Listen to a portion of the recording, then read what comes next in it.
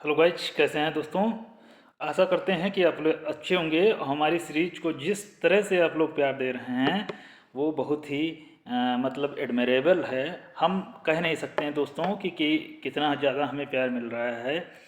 तो कोई बात नहीं है, जैसे भी चल रहा है तो चलते रहने चाहिए हमारा कार्यक्रम। हम भी चल रहे हैं, यहाँ पे पहुँच रहे हैं। अगला क्वेश्चन आपके लिए लेके आ रहे हैं यूपीएससी प्रीलिम्स को, यदि अब बच्चा क्वालिफाई करना चाहता है। दोस्तों, हमारे इन क्वेश्चनों को देखकर आप भागे मत। ये क्वेश्चन आपके उन प्रीलिम्स आने वाले एग्जाम्स में के लिए हैं जो 2026 में आपका एग्ज़ाम होना है। तो ध्यान रखिए दोस्तों कि इसमें कोई भी पॉइंट और फैक्ट हमसे हमसे छूटेगा नहीं। जो भी छूट जाए तो वो कमेंट कीजिए और हम उसके बारे में पूरी तरीके से अगले वीडियो में बताने का प्रयास करेंगे। दोस्तों, किसी भी एग्ज़ाम को क्वालिफाई करने के लिए काफ़ी लंबी प्रक्रिया होती है, तो उससे गुजरना पड़ता है। तो यहाँ पे दोस्तों, हम यहाँ पे पेन का यूज नहीं करेंगे, हम इसी कर्सर का यूज करेंगे, क्योंकि हमारे पास इतना ज़्यादा वो नहीं है सिस्टम। क्योंकि हम पेन का यूज करेंगे तो फिर हमें गड़बड़ हो जाएगा देखने में, फिर हमें वो चलता नहीं है अच्छे से। ठीक है, हम इसका यूज कर रहे हैं। ठीक है दोस्तों, अपना कर्सर सही से कर लें। चलिए ठीक है, देखते हैं। शांति विधेयक 2025 का मुख्य उद्देश्य क्या है। दोस्तों, अभी आपने देखा होगा एक शांति विधेयक 2025 लाया गया है। क्यों लाया गया है, क्या है वो? परमाणु ऊर्जा का जो भी विधेयक है वो पुराना हो गया, 1962 वाला। उसकी जगह पे ये लाया गया है strategic harness atomic and nuclear technology in India. ये विधेयक, ये मतलब इसका फुल फॉर्म भी है और ये विधेयक लाया गया है।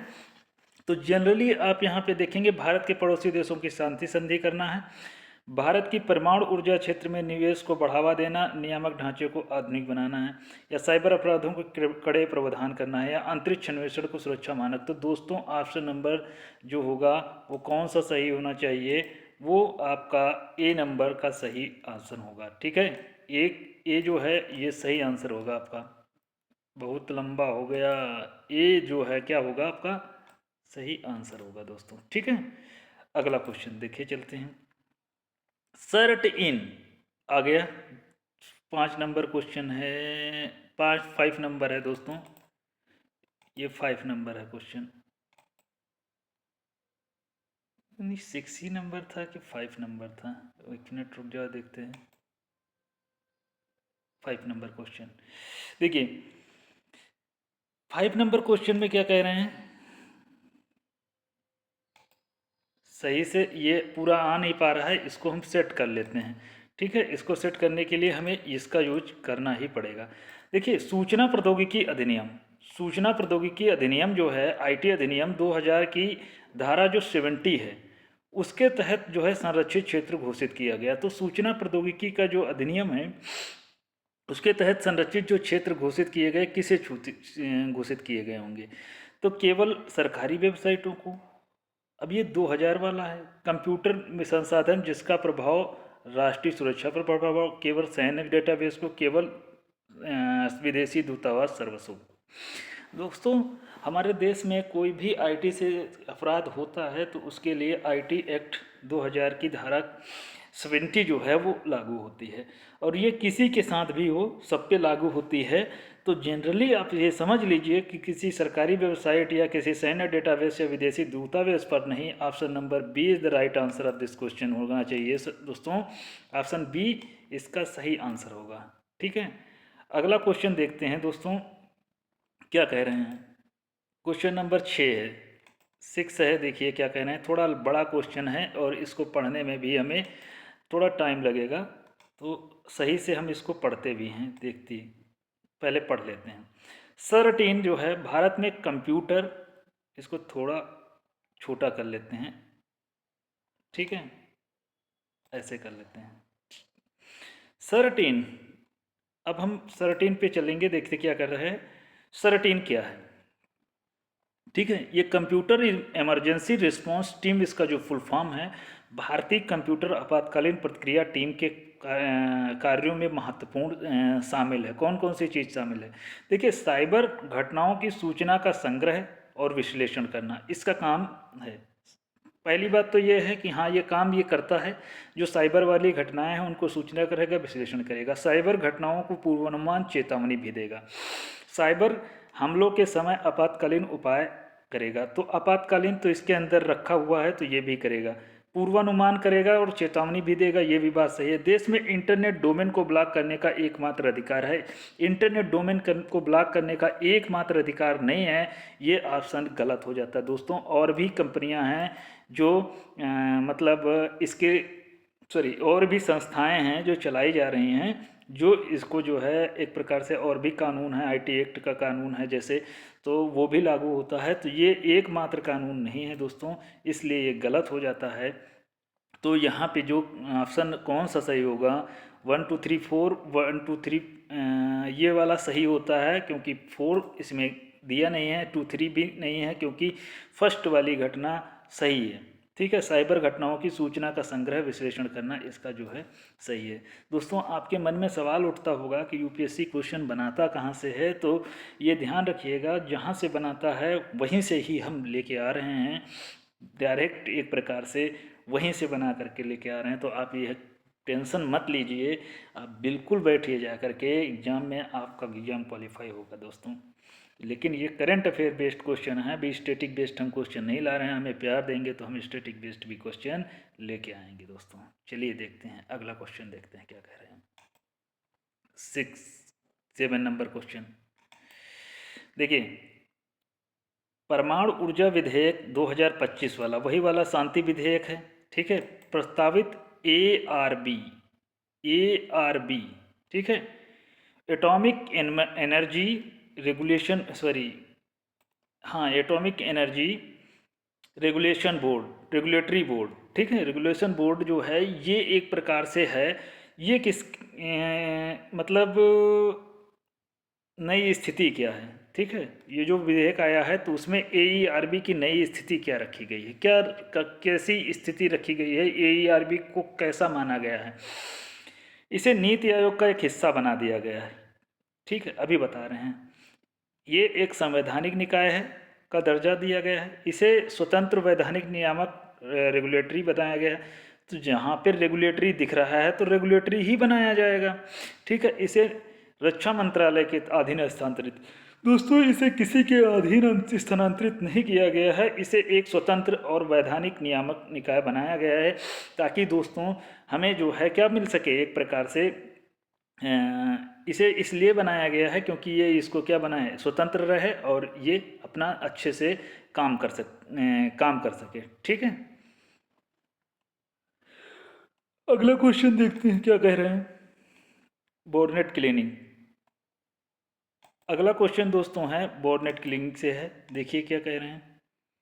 बोर्डनेट क्लीनिंग और मैलवेयर विश्लेषण साइबर स्वच्छता केंद्र का संचालन किसके द्वारा किया गया, तो NCIIPC ये भी नहीं करता है, इसके बारे में पहले भी हम जिक्र कर चुके हैं, अब यहाँ पे नहीं करेंगे, वीडियो लेंदी हो जाता है, फिर देखते नहीं आप। सरट इन या CDAC, ठीक है, या गृह मंत्रालय। तो दोस्तों इसका सही आंसर 13 है, क्लोनी बोटनेट क्लीनिंग और मैलवेयर विश्लेषण साइबर स्वच्छता केंद्र, मतलब साइबर स्वच्छता केंद्र 13 है। ये एक प्रकार की डिवाइसों को क्या करने के लिए, साफ़ करने के लिए काम आती है, डिवाइसों को जो नागरिकों की डिवाइसों हैं उनको साफ़ करने में एक प्रकार से मदद करता है 13। ठीक है, कौन करता है, 13 करता है। तो ऑप्शन नंबर जो इसका सही कौन सा होगा, ऑप्शन नंबर बी जो है इसका सही आंसर होगा दोस्तों। ठीक है, अगला क्वेश्चन देखते हैं क्या कर रहे हैं। ये फिर वही आ गया क्या क्वेश्चन, हाँ देखिए, बुडापेस्ट कन्वेंशन जो अक्सर संबंधित रहा वो किससे है। दोस्तों बुडापेस्ट कन्वेंशन जो है 2001 में आया था और 2004 में ये प्रभावी हुआ था, ये भी आप ध्यान रखिएगा। कब आया था, 2001 में आया था, 2004 में ये प्रभावी हुआ था। किससे संबंधित है, किससे संबंधित है, ये साइबर अपराधों से संबंधित है, इसीलिए जिनेवा कन्वेंशन आ जाए तो वो सैनिकों से संबंधित है, कोई भी सैनिक मतलब युद्ध से रिलेटेड है, ध्यान रखिएगा। बुडापेस्ट कन्वेंशन किससे संबंधित है, साइबर अपराध एवं अंतर्राष्ट्रीय मतलब अफराधों के सहयोग से जो है ये मतलब एक प्रकार से संबंधित है। बाकी जो ऑप्शन दिख रहे हैं वो सही नहीं है। परमाणु ऊर्जा एक प्रकार से, परमाणु ऊर्जा वाला जो कानून आया है, एक मिनट थोड़ा, अरे यार, परमाणु ऊर्जा अधिनियम 1962 के तहत भारत में जो खनिज है थ्योरियम के आधार पर खनन का अधिकार किनके पास है? निजी खनन कंपनियों के पास है, संबंधित राज्य सरकारों के पास है, केवल केंद्र सरकार के नामित एजेंसियों के पास है, किसी भी व्यक्ति के पास लाइसेंस होगा। दोस्तों 1962 का जो कानून बनाया गया था उसमें परमाणु ऊर्जा को एक प्रकार से प्राइवेटाइज नहीं किया गया था, उसको प्राइवेटाइज करने का मतलब उसको मतलब विदेशी भागीदारी या निवेश का उसमें कोई भी योगदान नहीं था, गवर्नमेंट ही केवल देखता था। तो इसमें जो भी केंद्र सरकार जो भी PSUज वगैरह नामित करते थे वही उसको क्या करते थे, वही उसको चलाते थे। तो ऑप्शन नंबर जो है सी इसका सही आंसर होगा।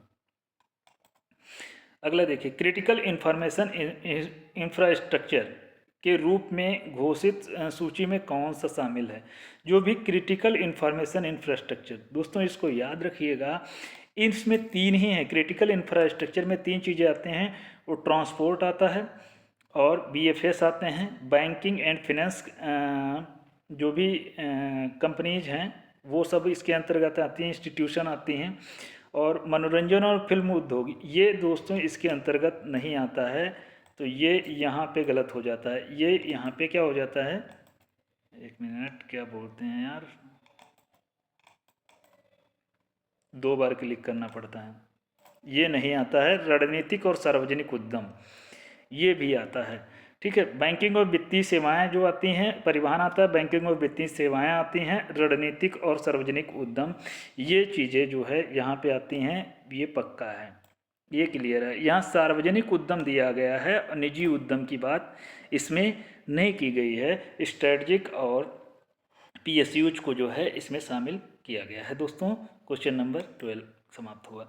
निजी कंपनियों को लेकर लघु मॉड्यूलर रिएक्टर के सह विकास की अनुमति किसे है? क्वेश्चन अभी देखिए, परमाणु ऊर्जा 13 नंबर क्वेश्चन, परमाणु ऊर्जा संशोधन विधेयक 2025 में निजी क्षेत्र के लिए कितने भूमिका पर विचार कीजिए। दोस्तों ये परमाणु ऊर्जा वाला नया निजी क्षेत्र की बात कर रहे हैं।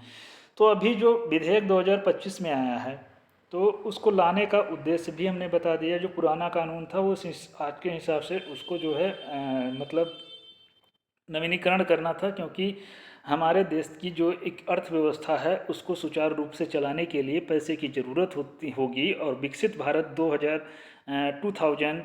जो भी मतलब रोल रखा गया है 2047 का तक का जो रोल रखा गया है कि 2047 तक हम विकसित भारत बनाएंगे, तो उसके लिए दोस्तों ये चीज़ें जो है क्या करनी है, ज़रूरी हैं। उसके बाद हमारे यहाँ पे परमाणु ऊर्जा वाला जो भी कार्यक्रम है, तो यूरेनियम वगैरह जो भी यूरेनियम के द्वारा जो बिजली बनाई जाती है उसको भी इसमें जिक्र किया गया है। यूरेनियम से द्वारा जो है वो बिजली बनाई जाए ताकि 2070 तक जो है हम अपने देश से जो भी जीरो एमिशन का लक्ष्य रखे हैं, जीरो कार्बन एमिशन का लक्ष्य रखते हैं, उसको प्राप्त करने में ये मदद करें। तो इसमें संशोधन किए गए हैं दोस्तों इन दोनों पॉइंट्स की वजह से। तो भारत जो है निजी क्षेत्र का पूर्ण स्वामित्व 100% की अनुमति दी गई है। निजी क्षेत्र के संबंध पे विचार कीजिए, तो 100% अनुमति तो नहीं दी गई है। इस हिसाब से मुझे नहीं लगता कि ये सही है। प्रत्यक्ष विदेशी निवेश परमाणु ऊर्जा कार्यक्रम पूरी तरह से प्रतिबंधित कर दिया गया। जो विदेशी FDI है उसको लाया जा रहा है, बढ़ावा दिया जा रहा है, प्रतिबंधित नहीं किया गया है। निजी कंपनियां केवल लघु मॉड्यूलर रिएक्टर SMR के सह अस्तित्व की अनुमति दी गई है। बिल्कुल सही है। जो निजी कंपनियां यहाँ पे आएंगी वो हैवी रिएक्टर का यूज नहीं करेंगी, वो स्मॉल मॉड्यूलर रिएक्टर का यूज करेंगी। स्मॉल मॉड्यूलर रिएक्टर का यूज करके लाइट को पैदा करेंगी उससे ज़्यादा। तो ये सही है दोस्तों। अगला क्वेश्चन देखते हैं। सॉरी, अभी हमने उसका आंसर बताया ही नहीं, तो ऑप्शन 3 सही है। तो उपर्युक्त में कौन सा गलत है? गलत की ऑप्शन करें तो पहला और दूसरा गलत है, तीसरा वाला जो है सही है। अगला क्वेश्चन देखो 14 नंबर क्वेश्चन है दोस्तों। थोड़ा अब हम इसको बड़ा करने का कोशिश कर रहे हैं, लेकिन ये पूरे तरीके से आ नहीं पा रहा है। कोशिश हमारी यही है कि हम आपको पूरी तरीके से उसको ले आएँ। अगला देखिए, साइबर सुरक्षा के क्षेत्र में जीरो ट्रस्ट आर्किटेक्चर का क्या अर्थ है, जिसका उल्लेख अक्सर चर्चाओं में रहता है। देखिए, इंटरनेट को बहुत उपयोग करना, यह नेटवर्क के भीतर बाहर कोई उपयोगकर्ता सुरक्षित नहीं है, हर बार सत्यापन वेरिफिकेशन आवश्यक, केवल उन वेबसाइटों पर भरोसा करना जो सरकारी प्रमाणित हैं, एंटीवायरस का उपयोग करना ना करना। दोस्तों, साइबर सिक्योरिटी का जो भी कानून ये लेके आया गया है, जीरो ट्रस्ट आर्किटेक्चर, इसमें ये बताया गया है कि हम ये आज की साइबर की दुनिया में ये नहीं मान सकते हैं कि कोई भी व्यक्ति सुरक्षित है। इसलिए आप हर बार वेरिफिकेशन कीजिए, तभी उसके अंदर एंट्री लीजिए। इसलिए जीरो ट्रस्ट आर्किटेक्चर आया है। चाहे वो आपका भाई हो, चाहे बहन हो, किसी पर वो विश्वास नहीं करना। यही एक जो है बात ये लेकर आई गई है, जीरो ट्रस्ट आर्किटेक्चर की बात। ठीक है, तो ऑप्शन नंबर कौन सा सही होगा? बी, कोई भी उपयोगकर्ता सुरक्षित नहीं है, हर बार सत्यापन आवश्यक है, इसके द्वारा ये रखा गया है। अगला, परमाणु ऊर्जा कार्यक्रम ऊर्जा उत्पादन के लिए 3 चरणीय कार्यक्रम, 3 स्टेज न्यूक्लियर का सही क्रम क्या है? देखिए, यहाँ पे थ्योरियम आधारित reactor, breeder reactor, pressurised heavy water reactor. पहले थ्योरियम आधारित रिएक्टर बनाया जाता है, या पहले फास्ट ब्रीडर रिएक्टर या प्रेशराइज्ड हैवी वाटर रिएक्टर बनाया जाता है। 3 स्टेज कौन सी थी?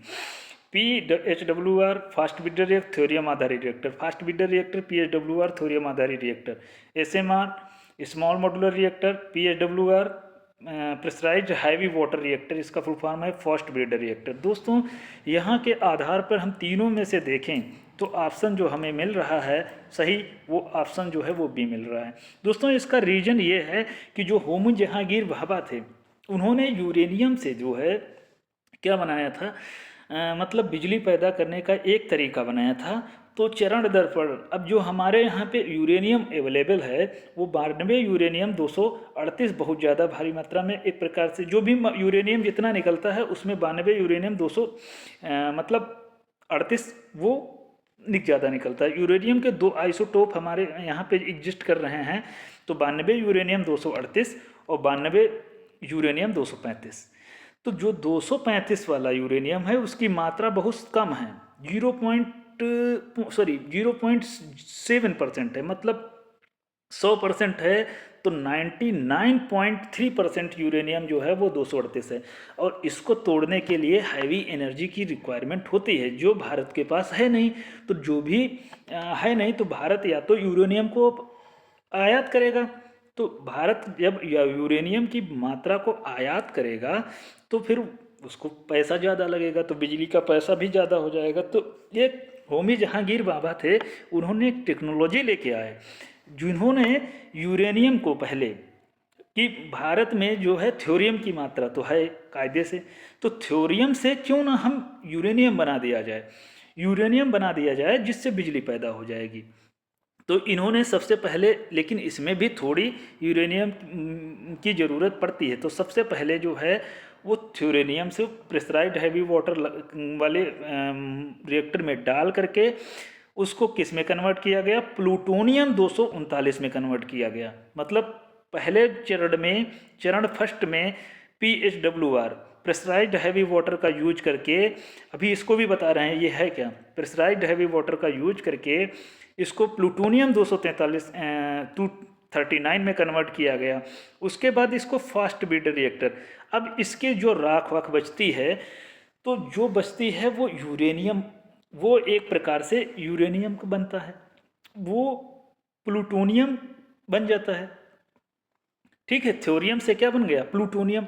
अब जो प्लूटोनियम 243 है, अगले स्टेप में ये थोड़ा यूरेनियम प्लस प्लूटोनियम जब डाला जाता है तो प्लूटोनियम जो है वो कन्वर्ट हो जाता है दोस्तों, 2 पार्ट में टूट जाता है। प्लूटोनियम की एक प्रॉपर्टी होती है कि यूरेनियम में भी टूटता है, तो यूरेनियम 233 ये बन जाता है। ठीक है, अब यूरेनियम 233 ये जब बनता है दोस्तों, तो दो जगह पे टूटता है। तो यूरेनियम 233 जब ये उस पार्ट में टूटता है, तो ये है आगे वाले स्टेप के रूप में चरण 3 में एक ईंधन की तरह काम करता है। तो इसमें यूरेनियम लिया जाता है, फिर थ्योरियम की एक लेयर लगाई जाती है। ये दूसरे वाले रिएक्टर के में एक थ्योरियम की लेयर लगा दी जाती है। फिर से इसमें जब थ्योरियम की लेयर इसमें लगाई जाती है, तो ये किस में बदल जाता है, ये दोस्तों फिर से एक थ्योरियम की लेयर बना करके फिर आगे वाले स्टेप के लिए थर्ड स्टेप में थ्योरियम आधारित ईंधन बनाया जाता है। इसमें जो भी बनता है थ्योरियम फिर से यूरेनियम में कन्वर्ट हो जाता है। अब जब इसमें कन्वर्ट होता है, तो फिर थ्योरियम क्या करता है, थ्योरियम यूरेनियम जो भी पिछला जो हमारा ईंधन था, तो हर चरण में ईंधन हम बना रहे हैं, तो अगले चरण में थ्योरियम पे पहुंचते हैं। तो जब अगले चरण तीसरे चरण में पहुंचते हैं, तो यहाँ पर जो है वो बहुत भारी मात्रा में एक प्रकार से एनर्जी पैदा होती है।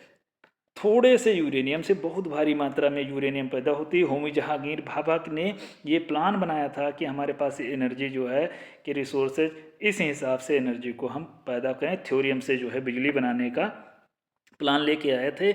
तो वो पहले PHWR होता है, फिर फास्ट ब्रीडर रिएक्टर होते हैं, फिर थ्योरियम आधारित रिएक्टर का यूज किया जाता है दोस्तों। इससे जो है बिजली बनाई जाती है। अब PHWR के बारे में हम कभी जिक्र करेंगे, क्योंकि वीडियो लेंदी हो जाएगा, ठीक है। अगला देखिए, साइबर हमलों के प्रकार। रैनसमवेयर क्या है। रैनसमवेयर यह एक सॉफ्टवेयर है जो कंप्यूटर सिस्टम को लॉक कर देता है, खोलने के लिए पैसे मांगता है। इस मेल में भेजी गई स्पैम फाइलें हैं जो केवल विज्ञापन दिखाती हैं। यह सुरक्षित पासवर्ड बनाने का तरीका है, या कंप्यूटर में रैम बढ़ाने की तकनीक है। कुछ नहीं है दोस्तों, रैनसमवेयर एक प्रकार का वायरस है, ठीक है। रैनसमवेयर साइबर हमलों के लिए एक प्रकार से एक वायरस है जो आपके सॉफ्टवेयर को लॉक कर देता है, ठीक है। आपका कंप्यूटर सिस्टम को लॉक कर देगा और खोलने के लिए पैसे मांगेगा। उस पैसे को आप ट्रांसफ़र करेंगे तो किसी के बैंक अकाउंट में जाएगा जिसने उसको बनाया होगा। तो अब मजबूरी में आपके डेटा है, तो आपका जो डेटा है वो किसी दूसरे के द्वारा जो है एक्सेस किया जाएगा, क्योंकि पासवर्ड उसको ही पता हो जाएगा। आपका जो पासवर्ड है वो ख़त्म हो जाएगा, अपना पासवर्ड वो दे देगा रैनसमवेयर। अब खोलेंगे तो उसके लिए पैसे मांगेगा। तो इसके लिए एक वो लोग टेक्निकल आदमी होते हैं जो ये डिज़ाइन किए रहते हैं। तो ऐसा सिस्टम वो लोग डिज़ाइन करे रहते हैं कि आप ये पैसे भेजोगे तो पता भी नहीं चलेगा कि पैसे किसके अकाउंट में गए। तो इसके लिए जो साइबर कंपनियां हैं, जो भी हमारी साइबर कंपनियां, उनके लिए ढूंढना मुश्किल पड़ जाएगा कि पैसा किसके अकाउंट में गया, कहाँ पे गया, किस बैंक में गया, किस देश की बैंक में गया। तो ये बड़ा मुश्किल पड़ जाता है। तो रैनसमवेयर कुछ नहीं है। Option number A is the right answer of this question, ठीक है दोस्तों। अगला क्वेश्चन देखिए, साइबर हमलों के प्रकारों के संदर्भ में रैनसमवेयर क्या है, ये तो अभी हो चुका है। अगला देखिए, परमाणु ऊर्जा अधिनियम 2025 के तहत AERB atomic energy regulation board को वैधानिक बनाने का मुख्य लाभ क्या है। इसका लाभ क्या है, देखिए, इससे बिजली की कीमतें कम हो जाएंगी। वैधानिक निकाय बनाया गया, बिजली की कीमतें कम हो जाएंगी। यह नियामक सरकार और ऑपरेटर को स्वतंत्र एवं सुरक्षा देने के लिए शक्ति देता है। यह परमाणु हथौड़ों परीक्षण करने की अनुमति मिल जाएगी। यह कचरे को नष्ट करने की एकमात्र एजेंसी मर जाएगी। दोस्तों ये कुछ नहीं करेगा। ये option number B is the right answer. Option number कौन सा सही होगा, बी राइट आंसर, क्योंकि यही जो है दोस्तों काम करेगा। क्योंकि ये रेगुलेटरी बॉडी है, तो नियामक सरकार और ऑपरेटरों को स्वतंत्र होकर सुरक्षा का निर्णय देने की एक प्रकार से शक्ति इसके पास शक्ति देगा।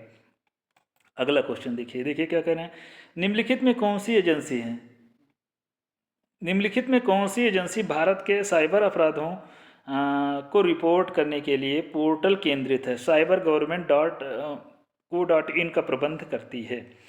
दोस्तों ये कौन सी एजेंसी है जो साइबर अपराधों की रिपोर्ट करने के लिए केंद्रीय पोर्टल का प्रबंध करती है। कोई भी सर्टिन भी नहीं करता है एक पोर्टल का, जो साइबर क्राइम गवर्नमेंट.in, तो गवर्नमेंट ही करती होगी, तो गवर्नमेंट वाला ही ऑप्शन सही होगा। NCIIP ये भी नहीं करती है। गृह मंत्रालय I4C, Indian cyber crime coordination centre, I4C का फुल फॉर्म यही है। दिल्ली पुलिस करती है, पुलिस भी नहीं करती है, तो गृह मंत्रालय ही करता है। I4C Indian cyber crime coordination centre, यही जो है साइबर क्राइम वाली बातों को प्रबंध करती है दोस्तों, और कोई पोर्टल दूसरा नहीं है।